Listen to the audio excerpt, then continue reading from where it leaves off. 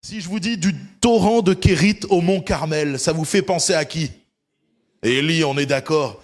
Qu'est-ce que j'aime le prophète Élie. Je l'ai dit rapidement cette semaine, mais je trouve que c'était un homme de Dieu qui était à part. Alors on va prendre un texte qui se trouve dans 1 Roi, au chapitre 17, et au verset 1 à 7. 1 Roi, chapitre 17, versets 1 à 7. Ce texte nous dit, Élie, le Tchibite, l'un des habitants de Galaad, dit à Akab, « L'Éternel est vivant, le Dieu d'Israël, dont je suis le serviteur. Il n'y aura ces années-ci ni rosée ni pluie, sinon à ma parole. » Et la parole de l'Éternel fut adressée à Élie en ces mots. « Pars d'ici, dirige-toi vers l'Orient et cache-toi près du torrent de Kérit, qui est en face du Jourdain. Tu boiras de l'eau du torrent, et j'ai ordonné aux corbeaux de te nourrir là. » Il partit et fit selon la parole de l'Éternel et alla s'établir près du torrent de Kérit, qui est en face du Jourdain. Les corbeaux lui apportaient du pain et de la viande le matin, et du pain et de la viande le soir, et il buvait de l'eau du torrent. Mais au bout d'un certain temps, le torrent fut à sec, car il n'était point tombé de pluie dans le pays. Amen. Aujourd'hui, on vit une époque particulière. La réalité virtuelle, vous avez déjà entendu parler de ça ? Le monde va tellement mal qu'aujourd'hui, on nous propose des solutions alternatives pour essayer de s'évader. Ils mettent des casques sur la tête, ils sont dans un monde irréel, et puis il y a des gens qui vivent comme ça réellement. On les appelle les geeks, ou les super geeks, parce que maintenant il y a plusieurs catégories de geeks. C'est des gens qui sont là et qui aiment, dès qu'ils rentrent du travail ou d'ailleurs, de leurs occupations, vont aller dans ce monde virtuel. C'est tellement mieux pour eux de vivre ailleurs, d'être ailleurs. Mais pourquoi ils font ça? C'est parce que notre monde aujourd'hui est malade. Le monde dans lequel on vit aujourd'hui est rempli d'horreurs et de choses qui ne vont pas. Et les gens ont trouvé comme solution pour s'évader de ce monde, de rentrer dans une réalité virtuelle. Il y a quelques années en arrière, quand j'étais un peu plus jeune que ce que je suis aujourd'hui, il y avait un film qui est sorti qui s'appelait Ready Player One. Et ce film-là, c'était carrément au quotidien. Ils allaient travailler dans ce monde virtuel. Ils avaient créé un monde virtuel qui, au final, était devenu une réalité pour les gens. Ils mettaient un casque et ils étaient plongés dans un monde virtuel et ils travaillaient dedans. Et ils gagnaient de l'argent comme ça. Et en fait, on a l'impression aujourd'hui, dans ce 21e siècle, qu'on essaierait de nous amener dans ce monde irréel parce que le monde va mal. Mais comme vous le savez déjà, ça ne changera rien, ça va ne faire qu'aggraver les choses. Les gens ne se côtoieront plus que par intelligence artificielle avec des casques. Et puis en fait, on ne saura même pas qui est derrière l'image. Parce que vous savez, on aime les avatars, on aime modifier notre apparence. Et en fait, au final, on ne saura même plus qui est derrière l'écran, qui fait quoi. On sera dans un monde fictif, dans une fiction. Laissez-moi vous dire que ce n'est pas la solution pour nous, ce n'est pas la solution pour le monde. C'est vrai qu'on est dans un monde rempli de choses tristes. Mais Dieu a une solution pour le monde. Cette solution s'appelle Jésus-Christ. Alors laisse-moi te dire ce matin que Akab, Élie est arrivé quand Akab est venu à régner. Qui est Akab? La Bible nous dit qu'Akab est le plus mauvais roi qu'Israël ait eu. C'est le plus mauvais. La Bible nous dit qu'il a fait pire que tous les autres rois avant lui. Alors déjà que la Bible nous citait beaucoup de rois qui avaient fait plein de mauvaises choses, mais si la Bible met l'accent sur Akab en disant que lui, il fait pire que tous les autres, il a fait pire que tous les autres, c'est vraiment qu'il était très mauvais. Akab, c'est un roi, son père était roi avant lui, il prend la succession de son père, et Akab, c'est un roi qui va vivre dans une époque prospère. Humainement parlant, il y a une prospérité, le pays est en train de grandir, il est en train de s'enrichir. Le problème, c'est que, en général, on peut regarder quand les pays s'enrichissent, surtout dans la Bible et au temps d'Israël, ils ont tendance à s'égarer et à aller faire n'importe quoi. On peut le voir, nous aussi, on a eu en France les 30 glorieuses. Vous voyez, les 30 glorieuses, j'aurais aimé vivre pendant les 30 glorieuses, sans doute que j'aurais été un homme riche. C'est ce que les gens disent pendant les 30 glorieuses. Certains se sont bien enrichis. Et pendant ces 30 glorieuses, on va dire le train de vie des Français s'est amélioré. Qui a connu la baguette de pain à quelques centimes de francs, là? Moi, j'ai pas connu ça. Hélas, j'ai connu la fin du franc. Je me rappelle, à l'époque, j'allais acheter avec 1 franc, je sais pas combien de bonbons. Ah ouais, c'est bon. Vous voyez l'âge que j'ai. Aujourd'hui, avec 1 euro, t'achètes 3 bonbons. T'es dégoûté, c'est vrai. Pendant les 30 glorieuses, le niveau de la vie a évolué pour notre pays, mais hélas, un peu comme du temps d'Akab, au niveau spirituel, les choses se sont dégradées.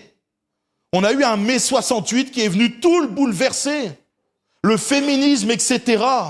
Ou d'ailleurs, en mai 68, le slogan, c'était « Ni Dieu ni maître, sans foi ni loi ». On a rejeté Dieu de la société française et on a vu aujourd'hui la France rentrer dans une violence, dans une immoralité comme jamais il n'y a eu avant. Du temps d'Akab, c'est la même chose. Le pays évolue, le pays grandit. Oui, le peuple d'Israël, d'une certaine façon, va s'enrichir, va devenir prospère, mais au niveau spirituel, c'est la décadence. Ils vont construire des statues, des Astartés. Ils vont adorer Baal. Baal, faut savoir que Baal, c'est vraiment quelque chose de mauvais. C'est une divinité qui est mauvaise. Baal est l'une des principales divinités des Cananéens. Baal est le dieu de la fertilité, de la pluie et de la végétation. Ceux qui adoraient Baal prétendaient qu'il était le cavalier des nuages, le dieu de la tempête qui contrôlait les pluies et les récoltes. C'est assez drôle quand on connaît l'histoire. Ils adorent un dieu, le dieu de la pluie, de la fertilité et tout ça. Et quand on voit le texte, Élie va arriver, il va prier le Dieu tout-puissant, le seul vrai Dieu, et plus de pluie. Eux qui adorent le Dieu de la pluie, soi-disant, et tout ça, ils vont se retrouver, excusez-moi l'expression, à sec, sans pluie. Et je croyais qu'en adorant Baal, on allait avoir la pluie, la fertilité, qu'on allait être béni. Vous savez, nous on adore Dieu, un Dieu qui est saint.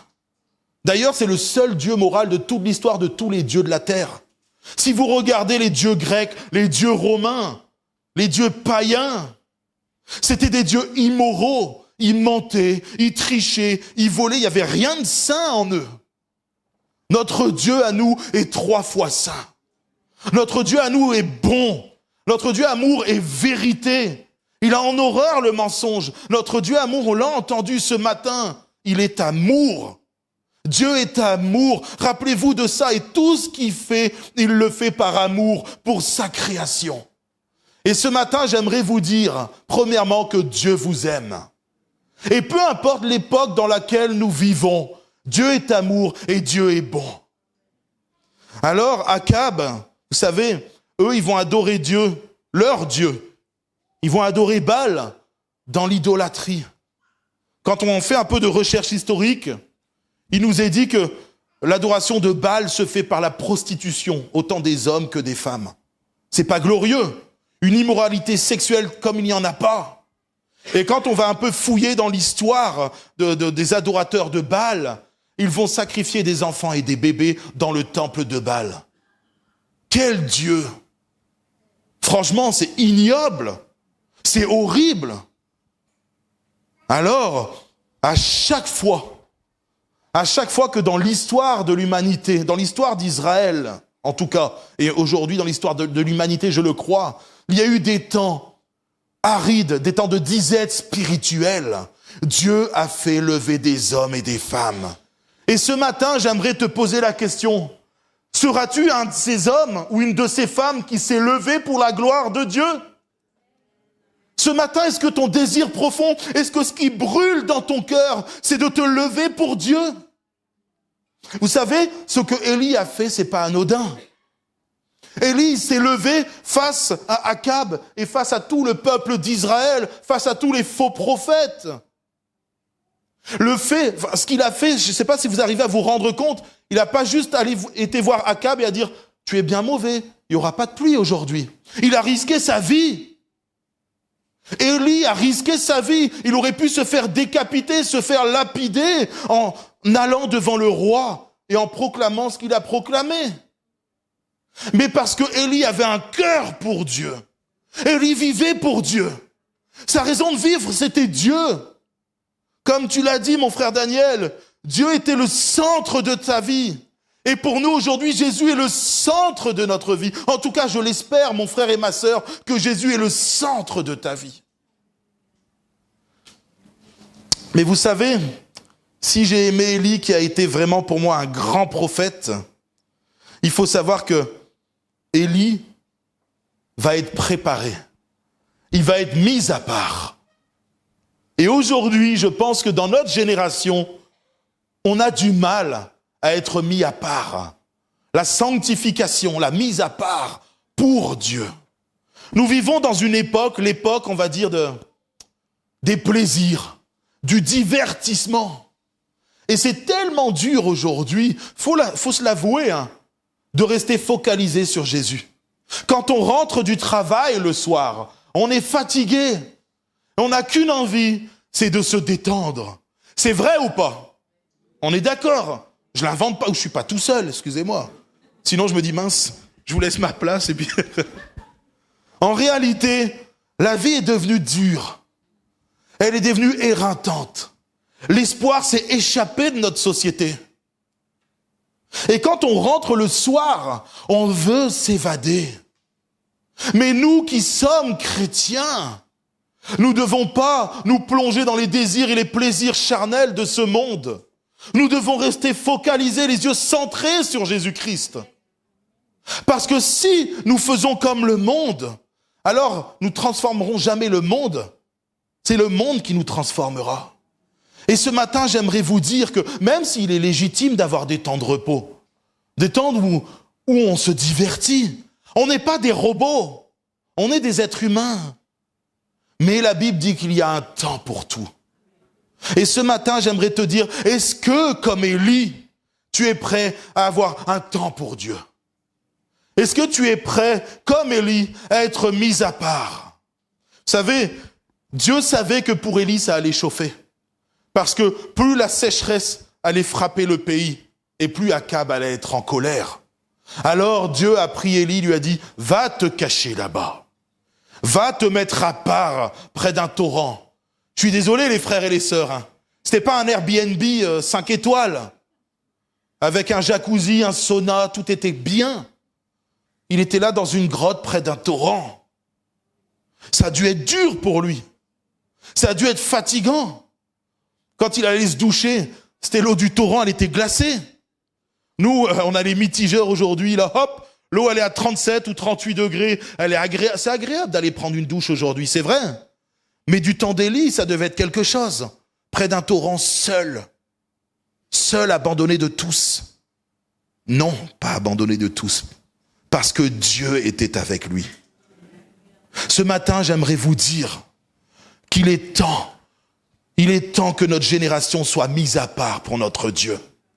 Il est temps que nous soyons des chrétiens mis à part pour la gloire de notre Seigneur.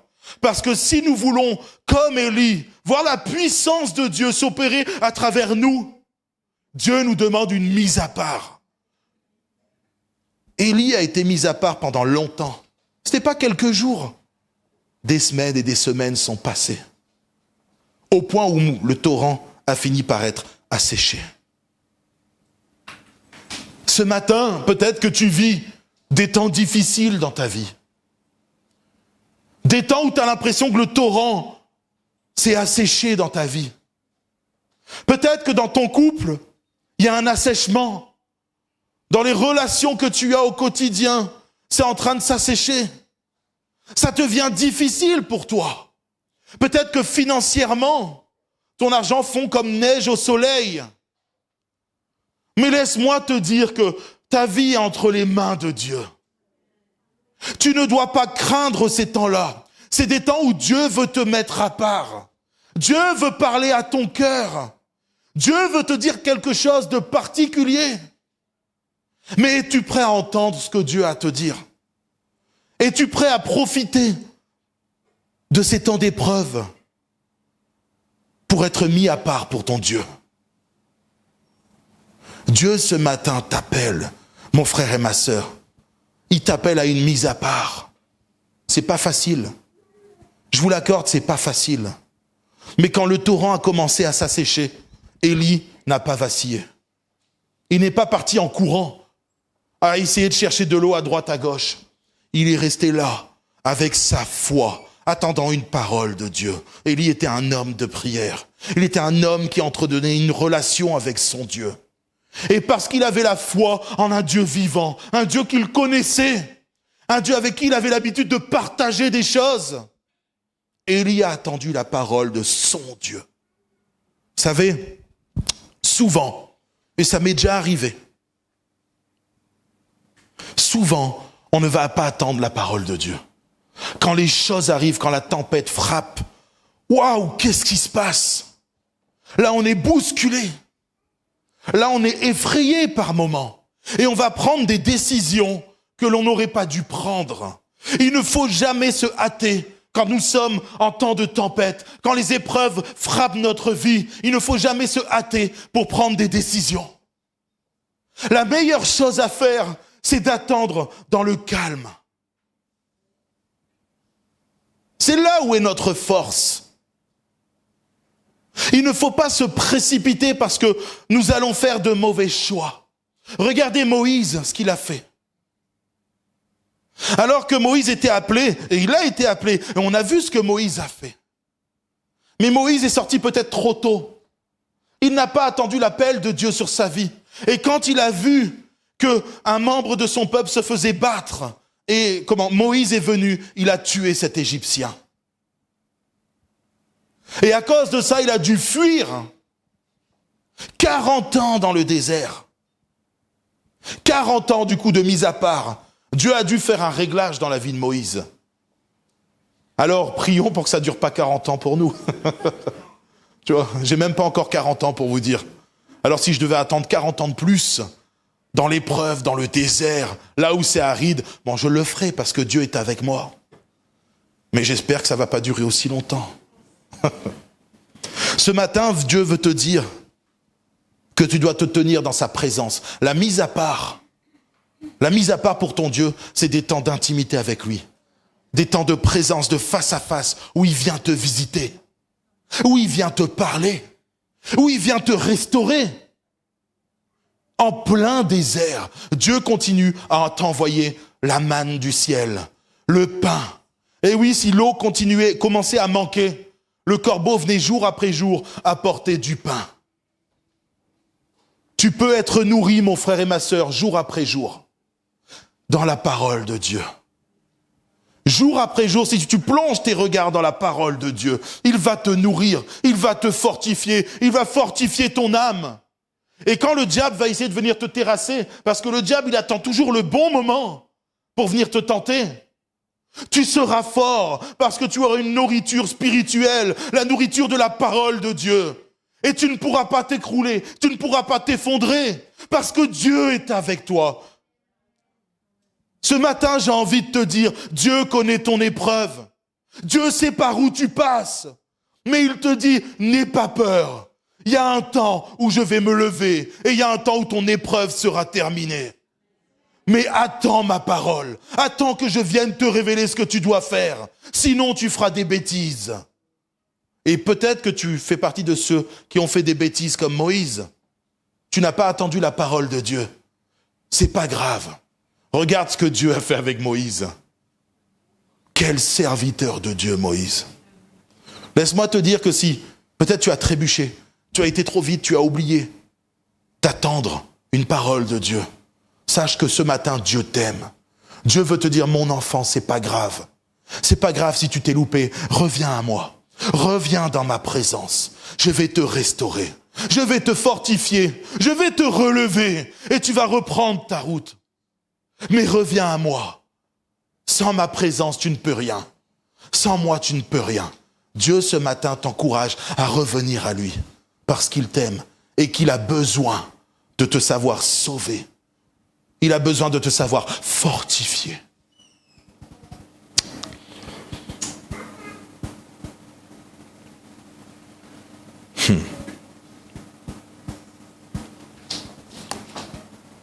Quand Élie fait irruption dans la scène historique d'Israël, c'est quelqu'un qui est inconnu au bataillon. Dieu n'appelle pas des gens célèbres à briller parce qu'ils sont célèbres. Il a appelé Élie parce qu'il avait un cœur bien disposé. Ce matin, Dieu t'appelle à avoir un cœur disposé pour la gloire de ton Dieu. Il a fait lever Élie. Élie, un homme de foi, parce que Élie connaissait les paroles, la parole de Dieu. Élie savait que Dieu était avec lui. Alors Élie a pu prophétiser. Il a pu prophétiser. Vous savez, il y a un texte dans la Bible, dans Deutéronome au chapitre 11 qui dit, et au verset 16 et 17 qui dit « Soyez prudents, sinon vous serez incités à vous détourner et à adorer d'autres dieux et à vous prosterner devant eux. Alors la colère de l'Éternel s'enflammera contre vous et il fermera les cieux afin qu'il ne pleuve pas et que la terre ne produise aucun produit. Et vous périrez bientôt du bon pays que l'Éternel vous donne. » Ce matin, j'aimerais vous dire qu'il y a quand même un avertissement dans ce texte. Parce que Élie est parti s'adresser au peuple de Dieu, au peuple d'Israël. Mes frères et mes sœurs, où en êtes-vous dans votre vie avec Dieu? J'aimerais que vous puissiez faire le point ce matin. Où en es-tu avec ton Dieu? Où en es-tu face au péché dans ta vie? Élie est un homme qui a refusé le péché. Il aurait pu faire partie des 850 prophètes de Baal. Ah, il aurait pu. Il aurait eu un poste en or. À cette époque-là, les Baals, là, les faux prophètes, ils étaient bien. Nourriture à volonté et tout. Élie a rejeté le péché. Il a rejeté le péché dans sa vie. Et un chrétien doit rejeter le péché dans sa vie. Alors, c'est pas facile. On va être tenté au quotidien. Des fois, ton voisin va sortir, il va te prendre la tête. Tu vas dire, celui-là, j'aimerais bien lui en coller une, excusez-moi l'expression. Voilà. Bon, ça va ici, quand on va venir ici, il n'y a pas de voisin, c'est bien. Il y a moins de risques sur ce sujet-là. Mais parfois, il y a des choses qui vont t'irriter dans la vie. Il y a des choses qui vont t'agacer. Il y a des choses qui vont te tenter plus que d'autres. Peut-être que tu as un petit penchant pour la séduction. Ah, t'aimes rouler des mécaniques. Quand tu vois une fille, ou quand tu vois un garçon, tu deviens un peu plus séduisante. Peut-être que ça va être l'argent. Je ne sais pas quelle est la tentation qui peut-être te met le plus en danger. Mais mon frère, ma sœur, tu dois la refuser. Tu dois refuser et te battre contre le péché dans ta vie. Un enfant de Dieu, il a la capacité de dire non au péché. Pourquoi? On l'a entendu ce matin. Il a été libéré du péché. Il a été délivré. La mort et le péché n'a plus aucune emprise sur sa vie. Alors ce matin, laisse-moi te dire que tu dois mettre un stop au péché dans ta vie. La sanctification, la mise à part, elle commence à une mise à part pour Dieu, pour ton Dieu. Tu dois donner du temps à ton Dieu, mais aussi c'est une mise à part face au péché. L'enfant de Dieu ne cohabite pas avec le péché. Vous savez, la cohabitation, ça se fait dans les gouvernements. On ne sait pas ce soir qui va être élu. Peut-être qu'il y aura une cohabitation là. Comment on appelle ça, c'est ça? Ils cohabitent, ils se partagent le gouvernement. Et vous allez voir, ça va être la guerre. Ah oui, des politiciens qui cohabitent, ils sont en guerre. Et c'est pareil avec le péché et l'Esprit Saint qui vit en nous. Il n'y a rien entre eux qui peut coexister. L'Esprit de Dieu est un Esprit Saint. Et le péché, c'est le péché. Il n'y a rien en commun entre les deux. Jésus dira, il n'y a rien du diable en moi. Jésus est la vérité. Il est venu rendre témoignage à la vérité. Le diable est le menteur. Et le péché n'a rien à faire dans nos vies. Alors mes frères et mes sœurs, je ne veux pas mettre un esprit de culpabilité sur vous. Au contraire, vous êtes remplis de cet Esprit Saint, de cet Esprit qui ressuscite à Christ. Alors vous devez vous battre et jour après jour, entrer dans la présence de Dieu. Je vais vous dire une chose, plus vous serez dans la présence de Dieu, plus vous allez irradier de cette présence autour de vous et plus le péché va fuir. de vos vies. Et ce matin, je vous encouragerai à avoir une vie où vous êtes en face à face avec Dieu jour après jour. Et vous verrez que ça sera beaucoup plus facile de résister au péché. C'est sûr que si on n'a pas de communion personnelle avec Dieu, alors forcément, on aura du mal à résister quand la tentation viendra et on tombera. Vous savez, le Seigneur nous a créés pour que nous ayons besoin de lui. Nous sommes faits pour avoir besoin. Nous sommes créés pour avoir besoin de Jésus dans nos vies. Vous savez, c'est Pascal qui disait « L'homme a un grand vide en lui en forme de Dieu ». Et c'est une réalité. Vous n'avez qu'à voir l'état du monde aujourd'hui. C'est chaotique. L'état de notre monde aujourd'hui est catastrophique. On n'a qu'à regarder tout ce qui se passe et vous voyez que depuis que le monde a rejeté Dieu, depuis que le monde a enlevé Dieu de l'équation de sa vie, alors c'est le chaos. Tristesse, dépression et tout ce qui va avec. Mais nous devons resplendir de Christ. Parce qu'il vit en nous. Il est la lumière du monde. Et il a fait de nous des lumières. Et ce matin, j'aimerais vous dire que nous devons absolument, mes frères et mes sœurs, être mis à part. Sans une mise à part pour notre Dieu, sans une mise à part face au péché, nous ne pourrons rien briller du tout. Nous ne serons rien du tout. Et quand on ira dans des endroits, il n'y aura aucune différence entre nous et les personnes du monde. Nous aurons le même langage. Nous aurons la même attitude. Jalousie, haine, querelle. C'est pas pour les enfants de Dieu tout ça. Nous, on l'a entendu tout à l'heure, nous devons aimer. Le rôle de l'Église, c'est d'aimer les gens. Le rôle de l'Église, c'est de faire connaître l'amour de Dieu au monde. Et si nous sommes comme les gens du monde parce que nous ne côtoyons pas Christ, nous ne le connaissons pas comme Élie connaissait son Dieu, alors nous aurons du mal à briller et à révéler l'amour de Christ au monde. Et les personnes qui seront dehors ne pourront pas être rachetées. Comment voulez-vous dire aux gens, Jésus t'aime, je suis chrétien, mais chaque jour quand tu es au travail, tu lui parles mal, tu le méprises. Les gens vont dire, mais j'en veux pas de ce Dieu-là. S'il est comme toi, mais j'en veux pas. Dans nos familles, auprès de nos enfants, c'est pareil. Auprès de nos frères, nos sœurs, nos oncles et nos tantes.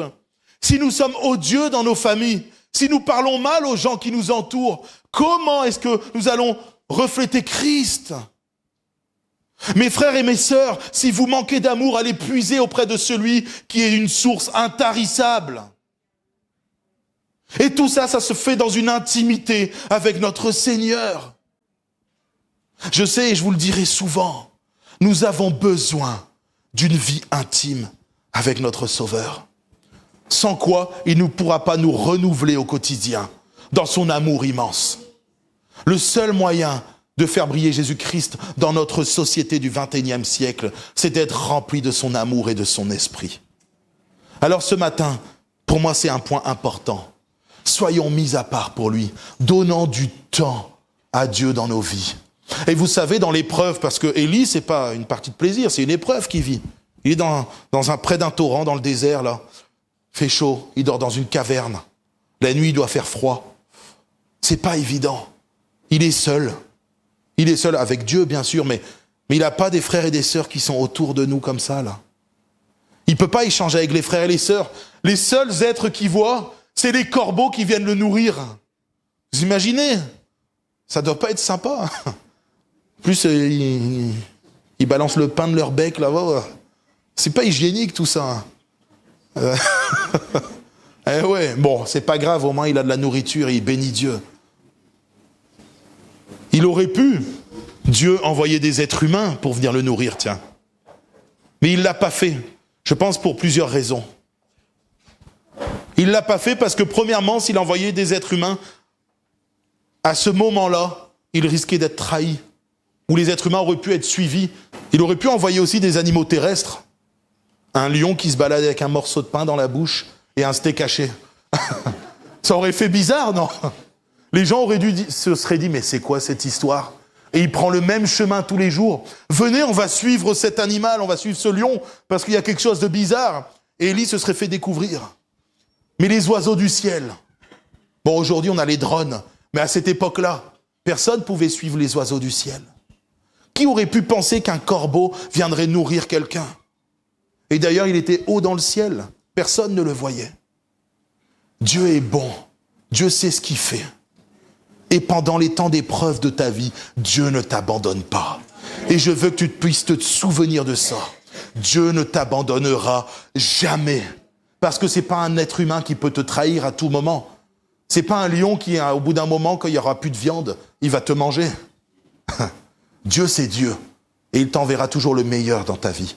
Et parfois, l'épreuve est ce qu'il faut pour une mise à part.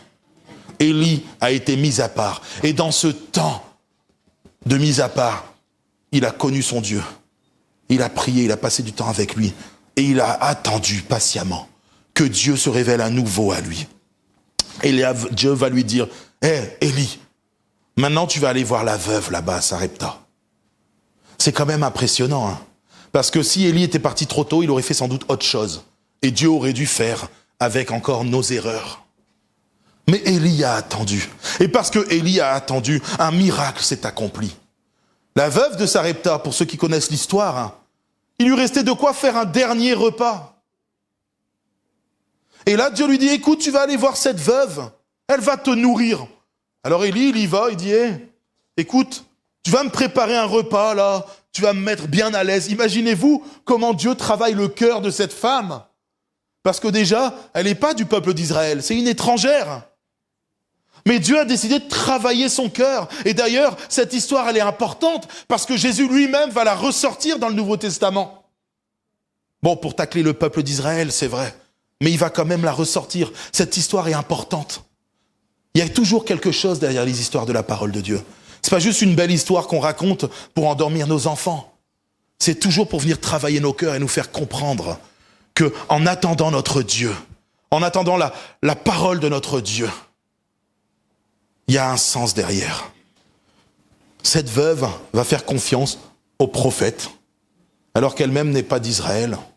Elle va lui dire, écoute, c'est mon dernier repas, mais bon, puisque tu le dis, on va faire ce que tu dis. Alors je ne sais pas pour vous, imaginez-vous, vous êtes dans un temps de famine énorme. Tout le monde est en train de périr autour de vous. Il n'y a plus d'eau nulle part. Il n'y a presque plus rien du coup à manger, les récoltes sont à sec, les greniers sont vides.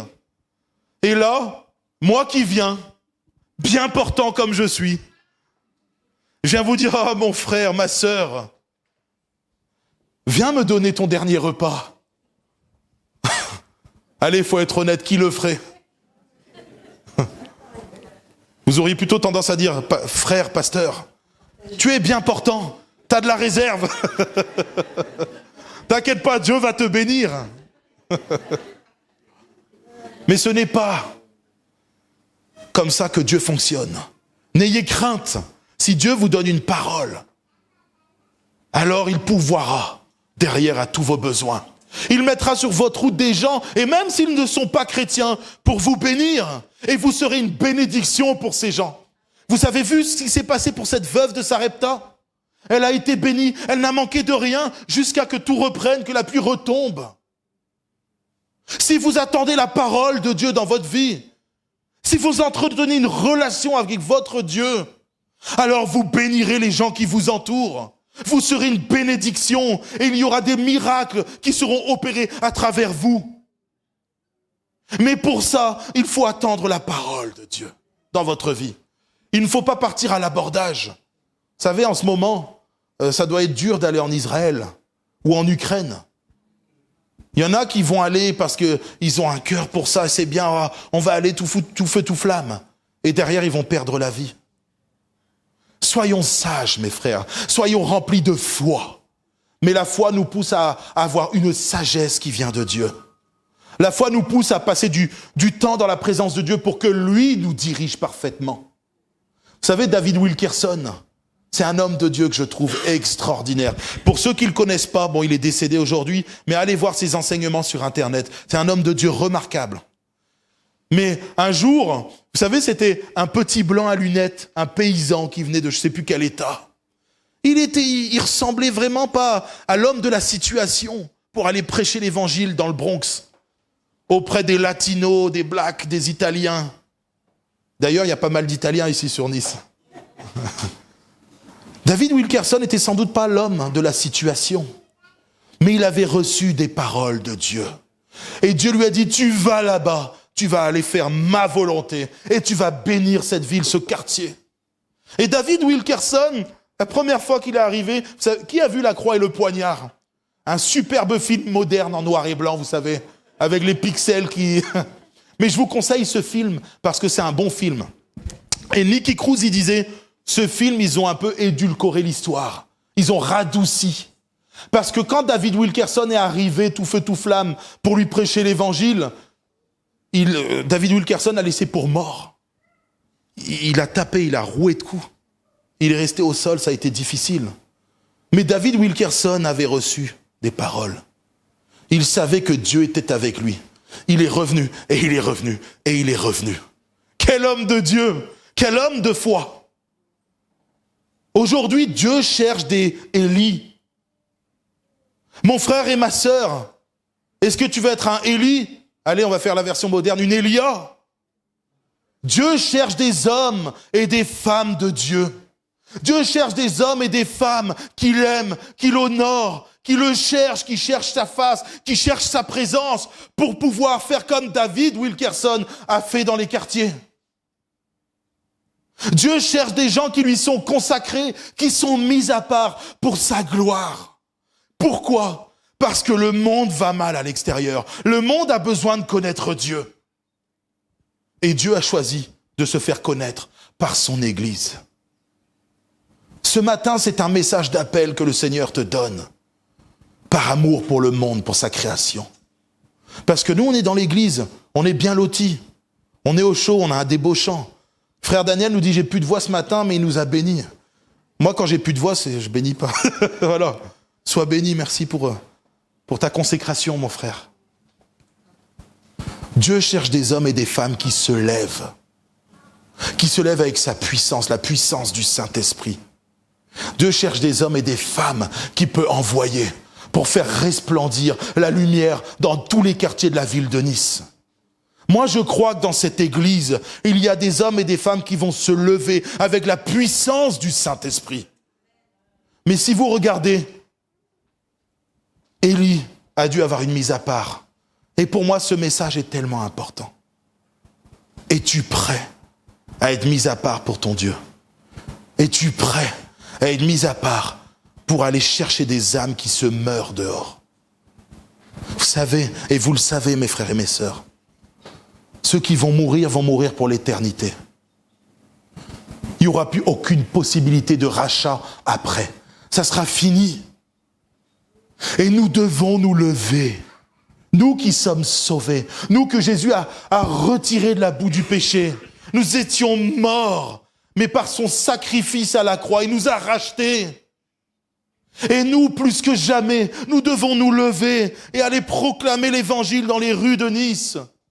Parce que le monde a besoin d'être racheté. Le monde a besoin de connaître la vérité. Le monde a besoin de connaître Jésus-Christ. Et sans Jésus-Christ, c'est une mort éternelle pour ce monde. Alors ce matin, c'est un message assez urgent que Dieu a mis sur mon cœur. Jésus revient bientôt. Il revient chercher son église. Et c'est pas une fois que l'église sera partie, elle aura été enlevée, qu'on pourra aller prêcher la bonne nouvelle, qu'on pourra ouvrir nos bouches et proclamer que Jésus est le roi des rois et qu'il veut sauver l'humanité. C'est maintenant. C'est maintenant que Jésus cherche des Élie. C'est maintenant que Jésus cherche des Esther. C'est maintenant que Jésus cherche des Déborah. Il cherche des hommes et des femmes qui se tiennent à la brèche. Des hommes et des femmes qui se tiennent dans la prière. Mes frères et mes sœurs, le mardi soir, c'est des réunions tellement importantes où on intercède pour la ville de Nice, on intercède pour nos frères et sœurs, on intercède pour les âmes qui se meurent, on intercède pour nos enfants qui ne sont pas encore sauvés, pour nos frères et sœurs, nos oncles et nos tantes qui n'ont pas encore accepté Jésus. Et je vous encourage à participer à ces temps de prière Parce qu'à chaque fois qu'on ressort de ces temps de prière, on est béni. Si tu ne peux pas venir, c'est pas grave, on le comprend. Et Dieu te bénira. Mais si tu penses que tu as mieux à faire, tu te trompes. C'est des temps tellement bons dans la présence de Dieu. Je peux vous assurer, et ici particulièrement, c'est une église qui aime prier. Moi, je suis béni quand le mardi soir, je prends du temps avec mes frères et mes sœurs. Parce qu'on est béni, on est ressourcé. J'étais fatigué la semaine dernière. Et j'ai dit aux gens de l'église, mes frères et mes sœurs, je suis épuisé ces temps-ci. Il y a eu des combats, j'ai expliqué un petit peu. Quelqu'un est décédé, voilà, un jeune dont je m'occupais. Il est parti auprès du Seigneur, gloire à Dieu. Mais voilà, j'ai vécu des choses, il y a le déménagement, il y a toutes sortes de choses en ce moment. Et j'étais épuisé. J'ai dit, s'il vous plaît, priez pour moi. Vous savez ce qui s'est passé? Le lendemain, je me suis réveillé, j'étais en forme. Et gloire à Dieu. J'ai été renouvelé parce qu'il y avait ces temps de prière, parce qu'il y a des hommes et des femmes qui se tiennent à la brèche. Mais Dieu ne veut pas que ça soit une poignée. Dieu veut que ça soit toute l'église qui soit animée de l'Esprit de Dieu, animée de cette envie de voir les gens sauvés, animée de prière pour notre Dieu. Ce matin, Dieu nous appelle. Tous. Il n'y en a pas un seul qui veut laisser sur le côté. Dieu nous appelle tous à avoir une vie de mise à part. Et à partir de là, on pourra monter sur le mont Carmel. À partir de là, Dieu va nous envoyer pour sa gloire. Vous savez, souvent dans les églises, on prie « Seigneur, je veux un réveil dans ma ville ». Ben, commence par te sanctifier, mon frère, ma sœur. « Seigneur, je veux voir des milliers d'âmes, je veux voir notre église grandir. » Et c'est vrai, c'est bien. Mais que faisons-nous pour ça? Que faisons-nous pour voir les frères et les sœurs sauvés? Je crois que je vais accélérer un peu, je vois le temps qui passe. Désolé, je suis embrasé, j'ai envie de prêcher. Je pourrais prêcher encore 4 heures pour essayer de vous inciter à vous lever et à glorifier Dieu dans tous les... Mais après, il y a le ventre, il y a l'appel du ventre. Vous savez, Élie s'est retrouvé devant une multitude. Devant ce peuple d'Israël, après 3 ans et 6 mois de sécheresse, de famine. Aujourd'hui, mes frères et mes sœurs, nous vivons une famine spirituelle sans précédent. Que ce soit dans notre pays, mais dans le monde entier. Il y a une famine spirituelle. Et ce matin, j'aimerais te dire que Dieu t'appelle à être ce Élie qui va arriver dans cette génération et qui va proclamer son nom devant les gens du monde. Vous savez, le monde, si nous ne levons pas, resteront dans leur famine spirituelle. Regardez cette jeunesse qui est désespérée aujourd'hui, qui n'a plus aucun espoir. Vous parlez de retraite, ils vont dire ça n'existera plus à notre époque. Ils cherchent du travail, ils n'en trouvent pas. Ils cherchent des logements, c'est dur de se loger. On te demande 8 fois le salaire bientôt aujourd'hui. Mais s'ils n'ont pas de salaire, comment ils font pour pouvoir se loger? S'ils ne trouvent pas de travail, comment ils font? Regardez notre société, comment elle va mal. Les gens ne croient plus en rien. Les gens sont déçus. Les gens sont amers. Les gens sont fatigués de la violence, des guerres, des meurtres. Les gens sont fatigués de toutes ces choses-là. Mais nous sommes la solution à ce monde. Pourquoi? Parce que Jésus vit en nous. Et à chaque fois qu'un chrétien va dans un endroit, c'est une lumière qui s'allume. Et la Bible dit que la lumière chasse les ténèbres. Nous sommes le sel de la terre. Et le sel a pour but d'éviter que la viande se corrompe. Dieu a besoin d'une génération qui se lève. Dieu a besoin des Élis qui se lèvent avec la puissance du Saint-Esprit. Et ce matin, Dieu nous appelle tous à nous lever. Alors c'est un message d'encouragement ce matin. Passe du temps avec ton Dieu. Passe du temps avec lui. Et tu verras, il fera de grandes choses à travers toi. Tu seras une bénédiction pour les gens de ta ville. J'aimerais qu'on puisse maintenant, tout simplement, baisser la tête.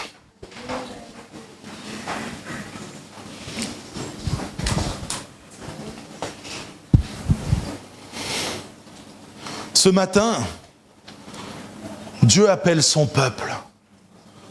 Il n'appelle pas en le culpabilisant. Il appelle par amour. Par amour pour son peuple d'abord, mais ensuite par amour pour les gens du dehors. N'oubliez pas, et c'est un des versets que je préfère dans la Bible, car Dieu a tant aimé le monde qu'il a donné son Fils unique, afin que quiconque croit en lui ne périsse point, mais qu'il ait la vie éternelle. Ce matin, Dieu veut voir le moins de personnes possible périr en dehors. Dieu nous appelle, et Dieu t'appelle ce matin à avoir un temps de consécration avec lui. Alors je vais faire un appel simple. Si ce matin tu sens que tu as du mal à te consacrer, tu as du mal à être mis à part pour Dieu, alors lève la main à ta place, fais un pas de foi, lève ta main et on va prier pour toi. Oui, Dieu voit les mains qui se lèvent, gloire à Dieu. Lève ta main, Dieu voit les mains qui se lèvent. Oui, gloire à Dieu, vous pouvez baisser vos mains, Dieu a vu vos mains qui se sont levées. Ce matin, j'aimerais vous dire que, avec foi, croyez que vous allez obtenir. Avec foi, croyez que Dieu va vous bénir. Mon frère, Dieu voit ta main qui se lève, tu peux la baisser. Oh Seigneur Jésus. Ce matin, c'est un appel pour que des Élie se lèvent, pour que des Esther, des Déborah se lèvent. Alors ce matin, on va prier. J'aimerais qu'on puisse tous se lever ensemble. Seigneur, je veux être consacré pour ta gloire. Seigneur, je veux être mis à part comme Élie. Je veux te connaître plus. Proclame ça pour ta vie. Proclame ça. Et tu verras que Dieu va t'aider à te lever. Et Dieu te bénira dans ton épreuve, dans ton temps de désert. Il t'enverra pour que tu sois celui par qui sa gloire va resplendir dans la ville de Nice ou de là où tu vas. Oh Seigneur Jésus, avec mes frères et mes sœurs, nous voulons proclamer ta puissance dans la vie de mes frères et mes sœurs. Nous voulons proclamer que maintenant, ceux qui ont levé leurs mains vont apprendre à être mis à part pour ta gloire. Que Seigneur mon Dieu, il crée une intimité avec toi. Seigneur Jésus, viens les bénir, viens leur révéler que ta présence vaut bien mieux que tout l'or du monde, que tous les divertissements du monde. Oui, Seigneur mon Dieu, ta présence est une source de revitalisation pour nos vies, une source de renouvellement. Alors ce matin, viens te révéler au cœur de ceux qui ont levé leurs mains, afin qu'ils puissent voir qu'est-ce qu'il est bon d'être dans tes parvis. Un jour dans tes parvis vaut mieux que 1000 ailleurs. Une minute avec toi vaut mieux que toute une vie sans toi.